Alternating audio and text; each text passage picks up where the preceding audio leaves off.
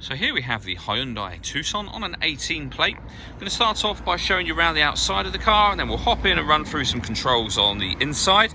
But from the outside, you can see it's a 5-door car with alloy wheels. Let's start off inside the boot and then work our way around the rest of the car from there. So as we approach the back of the car, you can see we have reversing sensors, plenty of boot space as well, along with that 60/40 split folding rear seat should you increase that space even further. And then underneath this tray section, even more space should you need it. Just going to work our way back round to the front of the car, and then we'll hop in and run through some controls on the inside. But now that we've done a full circle of it, you can see it's in excellent condition the whole way round.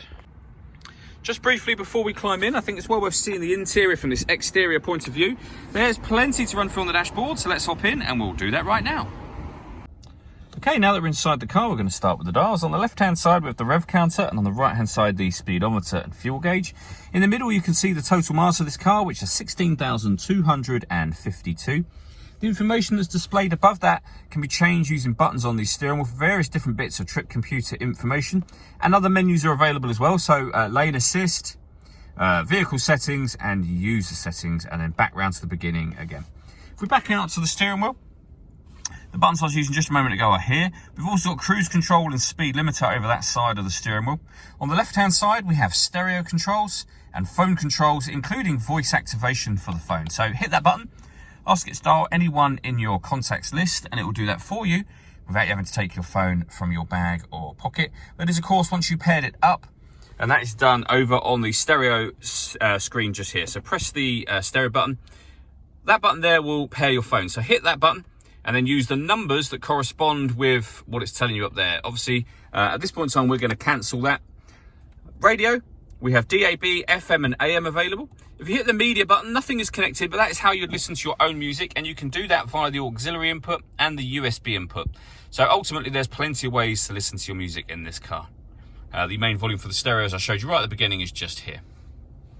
Working our way down, we have dual zone climate control, first of all, so you can adjust the passenger and driver temperatures, the direction of the air, the fan speed up, and of course down. That button turns the air conditioning on or off. It's on at the moment, so off, or back on again. Or you can hit auto, and the car will now maintain the temperatures you've asked for by taking full control of the fan speed for you. To override that, just readjust the fans yourself and select where you'd like the air to be distributed. This car's also got heated driver and passenger seats, both with 3 different heat settings each. And then underneath that section, we have 2 12-volt charging sockets, as well as the auxiliary and USB inputs that I mentioned previously. We have a 6-speed manual gearbox. This button turns off the parking sensors, and this one turns off the stop and start. The stop and start means that this car is designed to cut out when it's stationary, which will save you fuel.